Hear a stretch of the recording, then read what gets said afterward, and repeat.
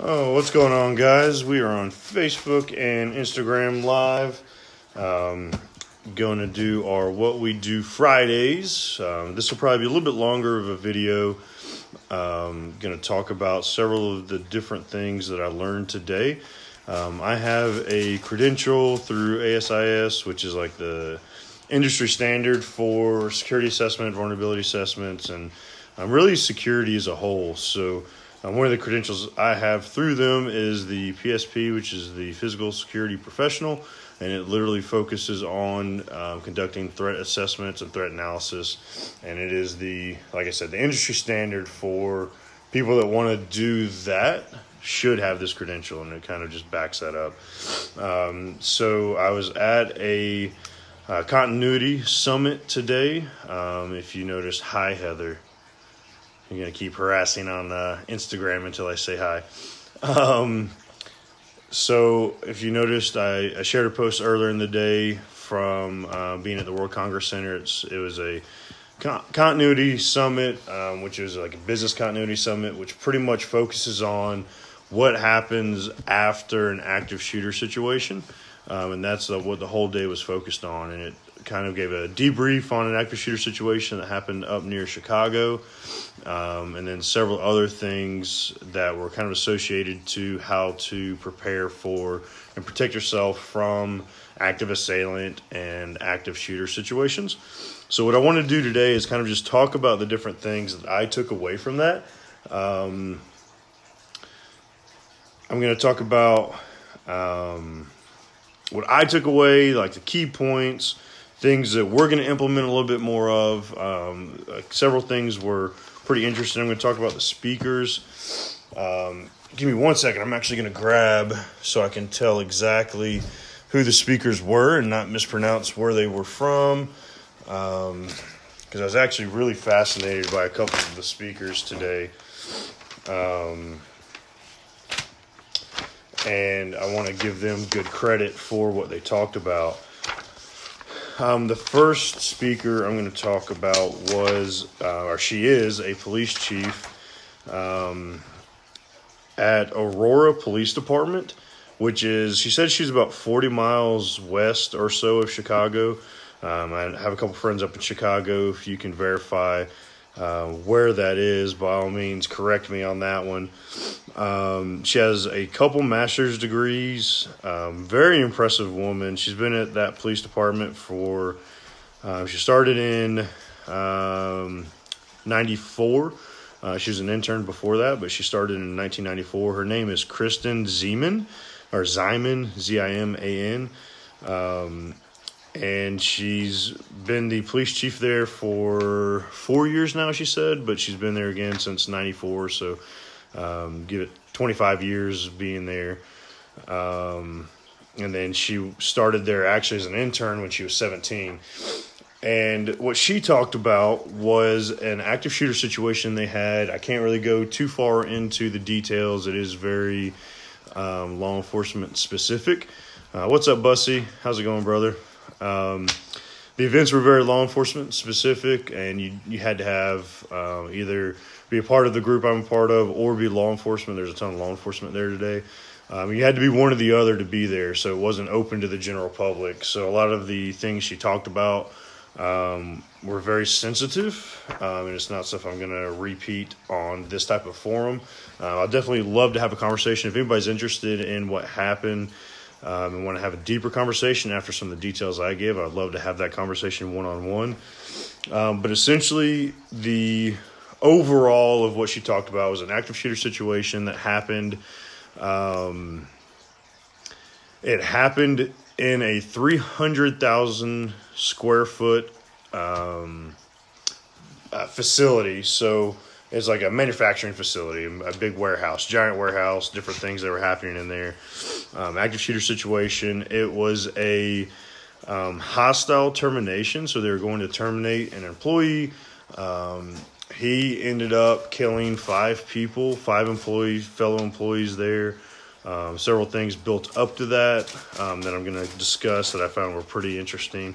And then he actually ended up shooting 5 police officers All of them survived. A couple of them barely survived, but all 5 of her police officers did survive, which is phenomenal, given that 5 of them were shot.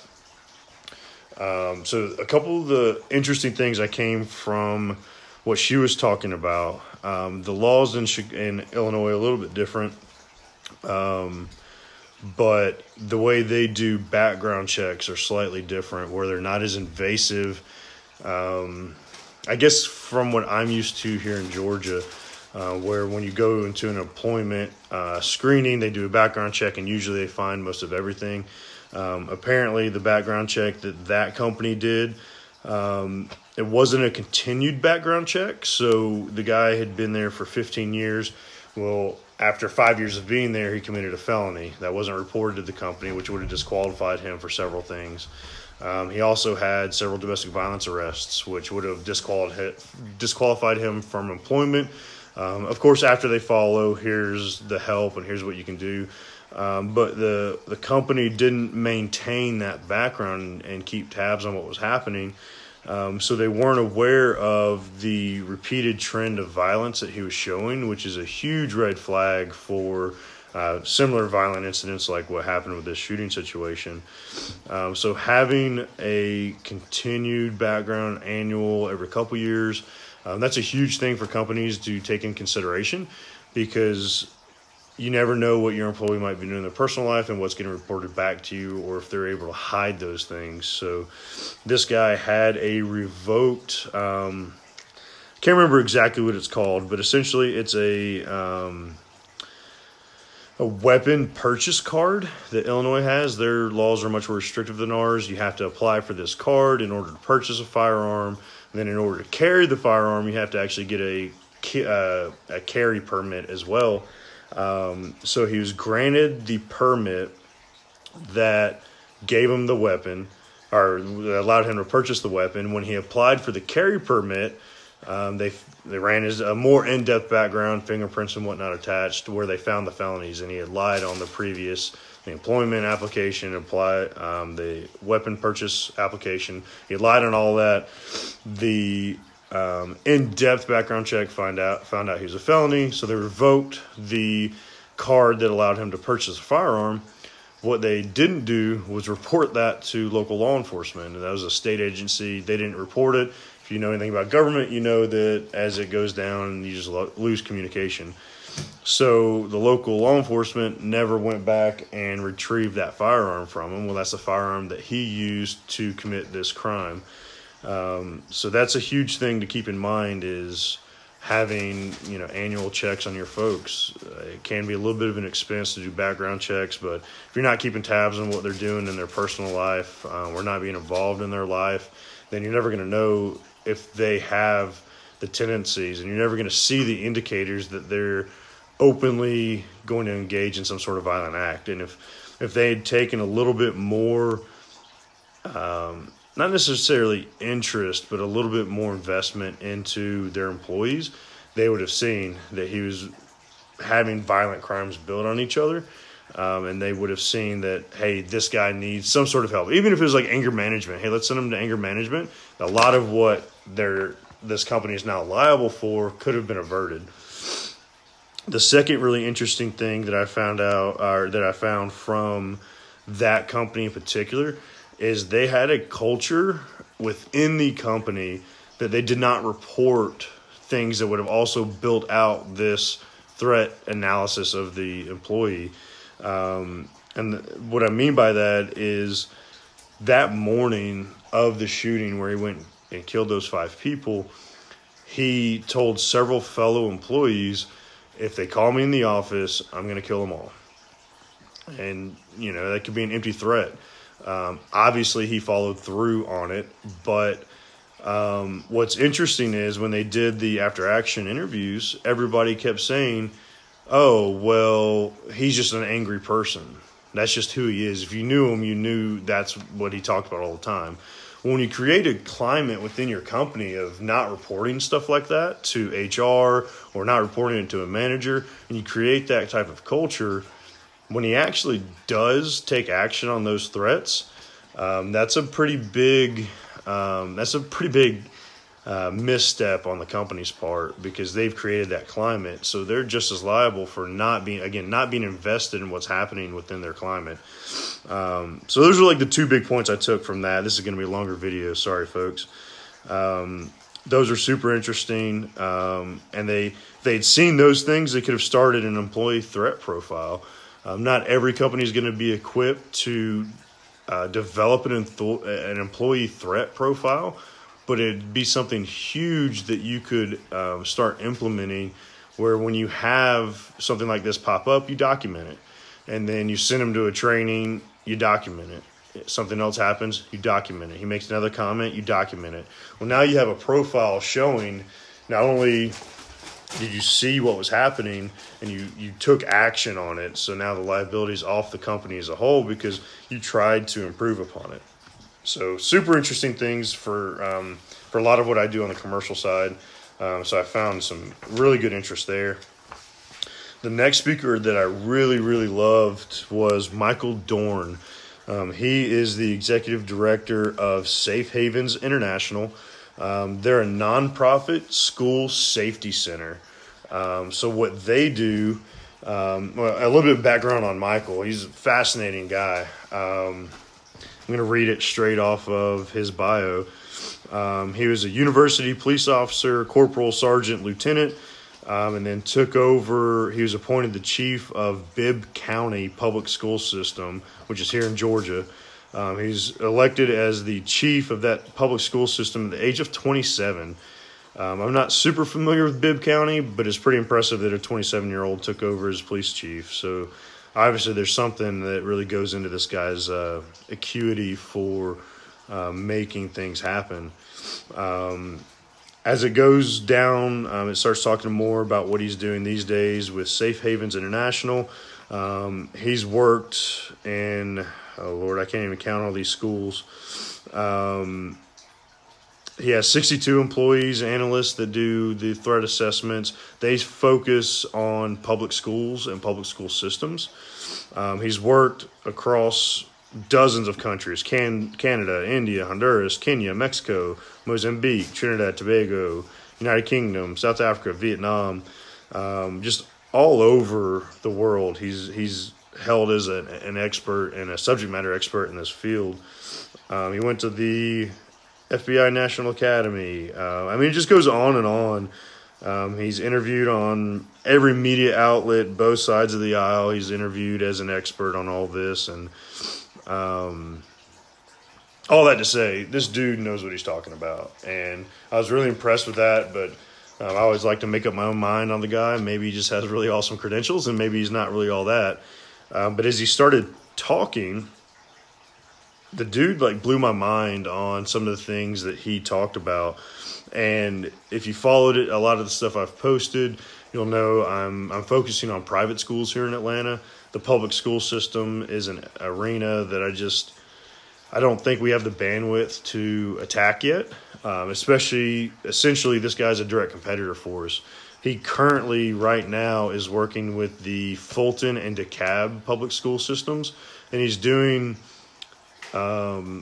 system-wide assessments where he's looking at everything they have top to bottom, from school to school, to policies, procedures, safety plans.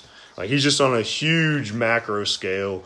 I don't think we're equipped to handle with my company, to be completely honest. We're more of one school at a time at this point. So the fact that he has a company of 60, 65 employees doing this, I mean, it's really, really impressive. And some of the stuff they're working on, they call it fidelity testing. I call it threat assessments or security assessments, security audits. That's kind of the terminology I've gone with. He called it fidelity testing, and talked about between what they're currently doing and what they should be doing. And that's the line he really divides it by. So it's just a little bit different terminology, but it really kind of hit home with there's a lot of school administration in the audience today. And you could tell that terminology for some reason hit home really well. So that was kind of fascinating to me. There is a book he recommended that I've purchased. It's called Damned Lies and Statistics by Joel Best. and it talks about the facts behind a lot of the incidents that have happened that the media runs away with. I'm not a huge person that pays attention to mainstream media. I think they really skew a lot. From my days in law enforcement, they skewed things I was involved with, and I've seen it firsthand. So it's not just the current conversation going on that, oh, the media skews everything that happens. No, it's factual. From my days in law enforcement, from my time in Afghanistan, the media just, don't believe what you see in the media about most of this stuff. Take the time to be objective and go find the facts behind what's actually happening. And he recommended this book as being one of those resources that really hits certain topics and talks about the behind-the-scenes stuff of what actually happened. So I thought that was pretty interesting. Definitely a book I'm excited to read.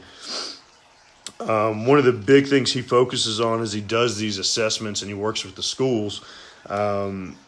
They focus on behavioral detection training, which is where they're teaching the employees and the staff, and from the janitor to all the way up to the principal of the schools, what indicators do you need to be looking at in somebody's behavior, from what's changing in their behavior to how can you tell that they could have tendencies arising. So being disgruntled all the time, always, cussing the company, cussing the school system, cussing this and that. That's a huge indicator. All of a sudden withdrawing themselves from the community that's been built, from the community of the school system more. And all of this, I'm specifically talking about school systems because that's what he talked about, but it can be directly correlated to the corporate world and what's happening at your office building. So while I say school system, think about it objectively, where this could be happening in your office, in your workspace. So definitely think about it in that fashion. So that's something he hit really hard.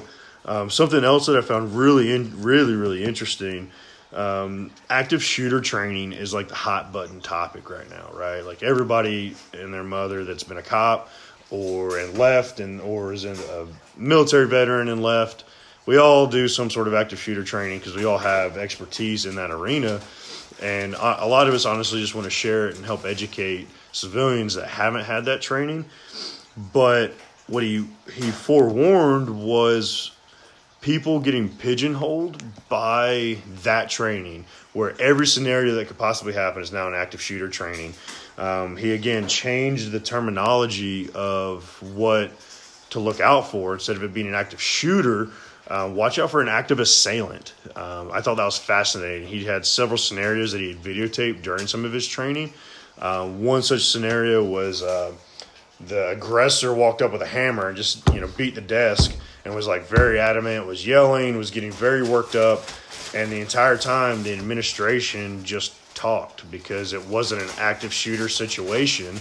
It was an active assailant, but they've never been trained on what an active assailant is or what an active assailant looks like. So if you have these type of drills and you have these type of things in place, think about active assailant situations, a knife, a box cutter, a hammer, a baseball bat. Those things are, I think, active shooters. Active shooting situations are only 8% of violent crimes that happen in the workplace. 8%. That's minuscule, but that's all we hear in the media is because they're the more catastrophic, if you will. They're the more pain point, hot topic, if you will. But really, somebody with a knife, it's way more likely that's what you're going to come across. Some trends that are developing throughout the world, because it's not just America having these issues, acid attacks. Acid attacks across the world are just insane. The United Kingdom's had several. In London, not England as a whole, in London, they've had acid attacks where people are using that as the weapon. Again, that's an active assailant situation. That's not an active shooter, but you still have to be aware that there's a threat present, there's a weapon present, whatever that weapon may be. But that has to go into your training where you're not just stuck in your mind on active shooter. If they don't have a gun, it's not a problem. That's a huge problem. Acid's a huge problem. Another big one that that he talked about is, sorry, I have a cat tearing up stuff left and right down here. Another big one he talked about was using fire as arson as the method of harm, where somebody will start a fire at like the entry points and essentially engulf the building, whether that's through like a homemade bomb or just a homemade Molotov, super easy thing to make. And they're blocking off the entry and exit points, and then essentially just burning people alive. And not even, honestly, it's not the fire that's killing the people, it's the smoke inhalation. So a lot of active shooter trainings are focused on run, hide, fight. That's like a huge thing that's out there. That's a whole different conversation to have about whether or not I buy into run, hide, fight, or if there are different trainings. But that right now, that's like a big one, right? Well, run, hide, fight, if you are solely stuck in the mindset of an active shooter happening and you can't run because there's things happening towards the doorway, generally what happens in active shooters... Sorry, this zoo is going wild. If Heather's still watching, come get your dog, Heather. So in an active shooter situation, you get so stuck in it's an active shooter. That's what the threat is. Excuse me. That a lot of folks will barricade. That's what's being taught is just barricade, hide in place.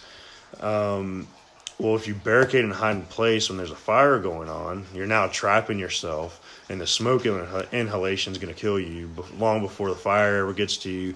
Probably before you can unbarricade, because it's going to take you 90 seconds to 2 minutes to barricade the door. It's going to take you even longer to get that away from the door. So you really have to be mindful of an overall threat, not just a shooting situation, because the likelihood is that it's not going to be a shooting situation that you run into. It's going to be some sort of other threat. Moving along, I wrote a lot of notes on what Michael's talking about. Some really interesting stuff. Again, a lot of it's kind of sensitive information, stuff we don't want to put out too far. Another book he recommended, which this is more of a military-related book. It's a phenomenal book. A lot of the guys with me in Afghanistan read it, and it's called Left of Bang.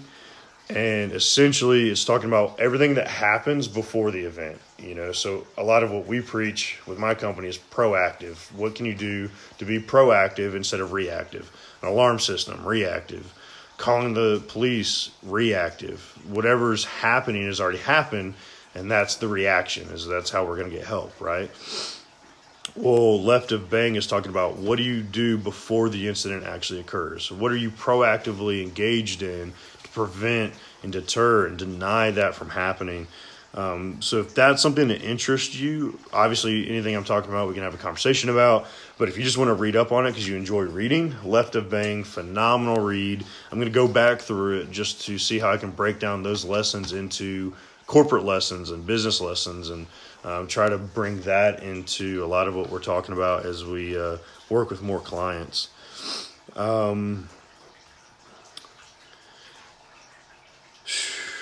Two more things I'm going to hit on. The next one, it's crazy to never have thought about this, but you have all these fire drills, you have the active shooter drills, you have all these drills, tornado drills, that if you're not practicing, you should be practicing. But another drill that you really need to focus on is reverse evacuation drills. I thought this was super interesting because it's not something I've necessarily ever thought of in phrasing it that way. But essentially, he had several examples of where threats are outside of the building, or starts inside and then moves outside. So specifically at schools, there's actually one here in Stone Mountain, which is on the other side of Atlanta from me. But there was a person that was out in a field, is a football field or 2 football fields away, had a .22 rifle and started shooting children that were outside playing. Well, they didn't even realize, obviously that was part of their property, but they never thought about it. They never thought about if anybody was in the wood line. So they weren't prepared for that. But what's worse is they didn't have a reverse evacuation drill established. And by that is, what we mean by that is, how fast can you get back in the building? These schools, most of the time, the building is the safest place. There's lockdown procedures that you're already working on. Same with a lot of the commercial buildings. You have some sort of lockdown procedure that you should be working on. And in the corporate world, how you can lock the suites, lock the elevators, lock the school, the rooms, the different rooms that there are for the different classrooms. Sorry, that's the word I was trying to think of. So how quick can you get back in there? If that's not a drill you're working on and that's not a drill you've been practicing, incorporate that in a reverse evacuation plan. Fascinating thought, and never thought about phrasing it like that, but it's a phenomenal idea. Definitely need to work on it. And then another one, the last point I'm going to make that I really loved about what he said, build out scenarios. In the law enforcement world, we played the what if game. When I was getting trained as an FTO, and then when I became an FTO, we always played the what if game. What if this happens? What if this happens? All right, now you handled that. What if this happens next?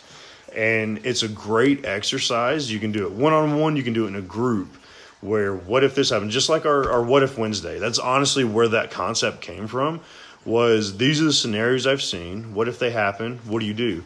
So online with y'all and with the audience we have, obviously that's what I'm trying to engage, is thought and engagement and response. And let's talk through these scenarios.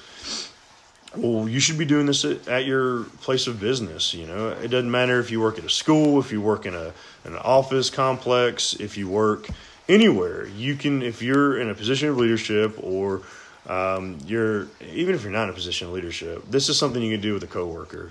What if somebody were to kick in the door right now and start shooting? What if Sally's ex-husband's pissed off because she has a new boyfriend and he comes in here with a knife? What if? And you can what if all day, which is honestly the beauty of it. But by what ifing, at least you're thinking. You're getting in the mindset of this is what we would do in these types of scenarios. There are several scenarios that he offered up to us that we can bring into into our clients and into what we're doing. The What If Wednesdays are literally that exact same thing, where I'm coming up with scenarios that I've seen professionally. I've seen it in law enforcement, and I'm giving them to y'all, give y'all a mindset boost where you're thinking and engaging more of what would you do. So when I bring up those scenarios, take that seriously. You know, take that as something that even if you don't engage with me directly, by all means, think it through. Think it through. You can do it at home with your wife or your husband or your girlfriend, your boyfriend. You know, ask them, what would we do if somebody kicked in the front door? Well, how do we respond if we got home and the front door's already kicked in and we heard noise in the house? You know, if you start playing through these scenarios, you can just talk. You don't have to act it out. You don't have to role play into, all right, I'm going to go act as a burglar. Show me what you do. Eventually, you want to progress to that. But if you can at least start with the verbal scenario, you're going to hugely advance what your awareness of the situation is. So now you don't have to think about what to do. You've already acted it out, or you've already talked it out. So now you can just go back to that and start working on that. So definitely some great points. This is a really long video. I don't even know how long I've been on this now. Somebody needs to teach me how to do this live stuff better. I kind of ramble a little bit, but this one was good. This was a really good day. A lot of really good information that I'm going to take away and help my clients with. Hopefully a lot of good information that if you want to know more about what I learned, so I'm not just rambling on Facebook and Instagram at 10 o'clock at night on a Friday, by all means, reach out. We'll have a great conversation. We'll go get some coffee, go grab lunch or something if you're Atlanta, or we'll get on a FaceTime or a Zoom call if you're outside of Atlanta, and we'll talk through the scenarios. I'll give you some scenarios that you can take to where you're working, or if you're worried about something at the house and you and your boyfriend or girlfriend want to have a scenario, reach out. I'll come up with a couple scenarios, let y'all talk through, and then get back with me. Well, what'd y'all decide you should do? What's your emergency action plan? And that's so key to have that in your mind already. So I encourage that. I applaud those that are willing to do it. Kind of take it seriously. Take your safety, your protection seriously, and those around you. That's another big thing. You know, take your clients, your tenants, the people that are coming to visit you. You know, take their safety and security seriously as well. Because at the end of the day, you might not be legally liable, you might not be civilly liable, but you have to question whether or not your conscience is going to get you. You know, do you feel like you should have done this, or do you feel you should have taken action to avoid that bad thing from happening. With me, I'd always prefer to take the action, even if it's the wrong action or not the best action. At least you're doing something so you can rest easy at night. So definitely my words of wisdom for this evening. Again, if you have any questions about anything I talked about, please do not hesitate to reach out. I'll probably circle back around to this a little bit more as I pull a little bit more from this and sit on it for a couple days. I'm probably going to do something similar next week that we can talk about. So by all means, until then, reach out, and I hope everybody has a good Friday night and a great weekend. I am off to play Army Man for the weekend. Super excited. Not really. Admin stuff, so it's going to be a terribly long weekend, but I'm off to do that. So I hope you all have a great weekend, and I'll talk to y'all soon.